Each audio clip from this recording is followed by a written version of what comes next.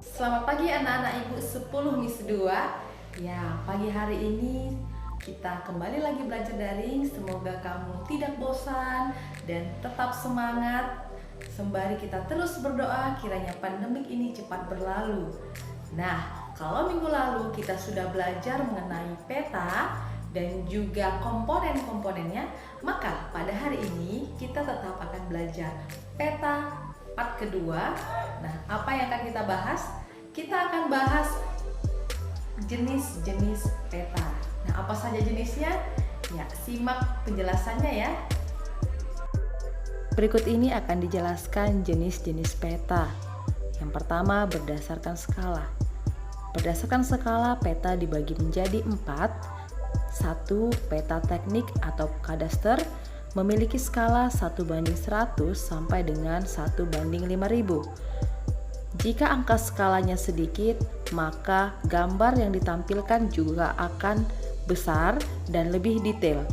Jadi peta teknik atau kadaster ini contohnya adalah peta desa ataupun kelurahan, sehingga memperlihatkan kenampakan yang lebih detail. Yang kedua, peta berskala besar 1:5000 sampai dengan 1:250.000. Contohnya adalah peta kecamatan. Seperti di gambar ini ada peta kecamatan Cipayung. Yang ketiga, peta berskala medium 1:250.000 sampai dengan 1:500.000. Nah, jadi contohnya ini adalah peta kabupaten ataupun kota madya. Seperti di gambar ini ada peta DKI Jakarta. Yang keempat, peta berskala kecil, skala 1:500.000 sampai 1:1 juta. Contoh peta skala kecil adalah peta provinsi.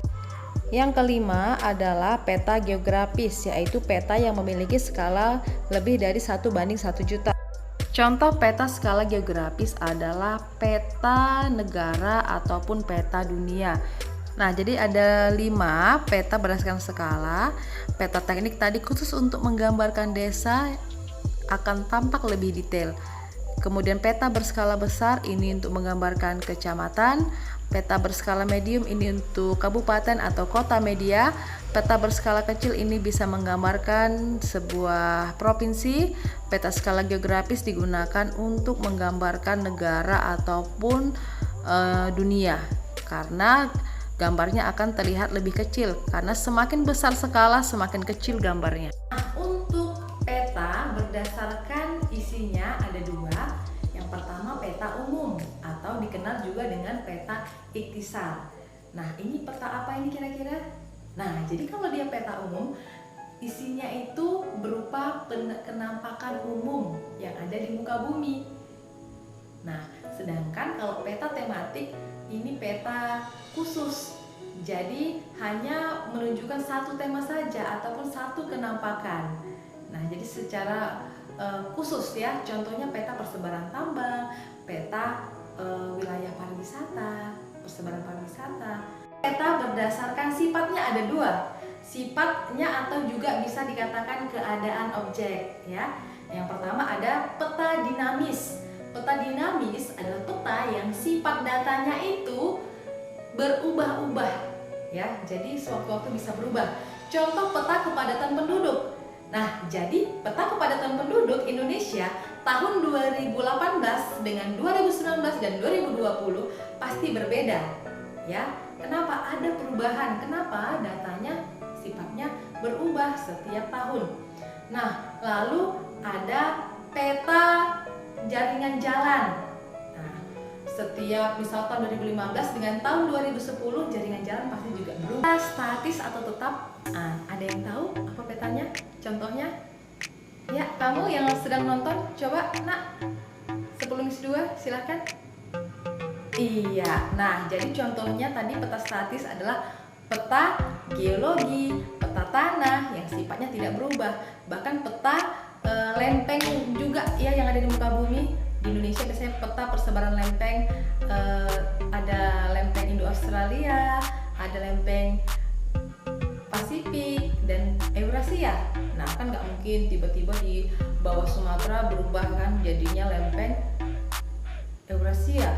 Nah, itu artinya bersifat tetap datanya ya. Selanjutnya kita akan bahas peta berdasarkan bentuknya ada 3. Yang pertama peta datar, kedua peta digital, yang ketiga peta timbul. Nah, yang akan kita bahas yang pertama adalah peta datar. Kalau kamu buka atlas, lalu kamu lihat ada peta Indonesia, Sumatera, Jawa dalam bentuk datar. Ketika kamu raba itu petanya nggak ada terasa apa-apa. Nah, itulah peta datar yang biasa kita pakai. Nah, lalu yang kedua tadi ada peta timbul. Nah, gambarnya juga peta Indonesia di belakang ya. Atau ini. Nah, ini peta timbul. Kamu lihat. Timbul ya, ini peta Sumatera dalam bentuk timbul. Nah, jadi ketika disentuh, nah, ada terasa dia. Nah, yang ketiga adalah peta digital. Anak-anak sekalian pasti punya handphone kan? Pasti ya. Nah, ketika kamu menggunakan aplikasi Grab, kamu lihat supirnya berada di mana, drivernya kan, sahab. Nah, itulah peta digital atau seperti yang di belakang ini ya. Ketika kamu mau menuju suatu tempat, lalu kamu nggak tahu, misalkan kamu tinggal di Skip, mau jalan-jalan ke Malingkar. Nah, teman kamu kasih alamat tapi kamu nggak tahu di mana rumahnya, kamu tinggal ketik alamatnya di Google Maps. Nah, lalu Maps ini juga akan bisa menuntun kamu, mengarahkan kamu ke rumah teman kamu. Nah, itu adalah peta digital. Selanjutnya, proyeksi peta atau upaya memindahkan gambar muka bumi dari bidang lengkung ke bidang datar dengan syarat harus sama luas, jarak, dan bentuk. Proyeksi peta dibedakan menjadi 3. Yang pertama, menurut distorsinya atau tingkat kesalahan ada 3. Yang pertama, peta harus equidistant atau sama jarak, ekuivalen sama luas, dan juga konform sama bentuk.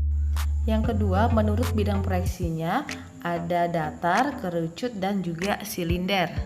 Dan menurut posisi sumbu simetrinya ada normal, miring, dan transversal. Setelah penjelasan buat pagi hari ini, nah kamu anak-anak sekalian pasti sudah bisa membedakan bagaimana peta umum, peta khusus, lalu peta statis dan dinamis.